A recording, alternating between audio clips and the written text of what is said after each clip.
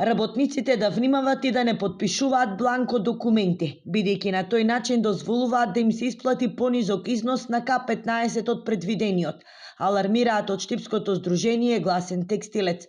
Досегашното искуство покажува дека работодавачите успеваат да го заобиколат законот и на работниците пријавувајќи дека работат со загуби им исплатат регрес за годишен одмор од 1000, 2000 па дури и 500 денари. Во самиот закон за работни односи, не во колективните договори, да си стои сумата од толку и толку, например, не знам, сега стои 40% од просечна плата. Нека стои таа сума од 40% од просечната плата, меѓутоа не смее да се наведе износот кој што не смее да биде под таа сума. Тоа е единствена начин да се запрат злоупотребите и на грбот на работниците, а од страна на синдикатите. Значи, овдека не можам да ги обвинам организација на работодавачи, бидејќи тие си го прават на сопствениот капитал.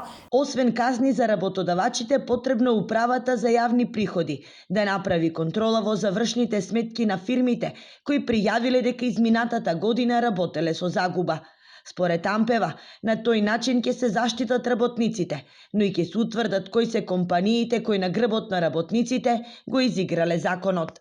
Казните во време на претходната власт стана на некој начин ги им даваат ветар во грб на работодавачите да ги кршат законите. Ете, тоа е законот за прекршоци, затоа да не ги гледаме казните, но туку да ги натераме управата за јавни приходи за оние кои што пријавиле загуба и оние фирми кои што исплатиле под оваа сума од 16.800 да проверат за какви загуби се работи. Дали се работи дека некој газда си купил ново Порше, некоја нова количка во неговиот воз, веројатно нова вила, нов стан и слично, да го провериме тој момент. Законот за работни односи предвидува право на регрес за годишен одмор за секој работник, под услов да работел најмалку 6 месеци во календарската година во иста компанија.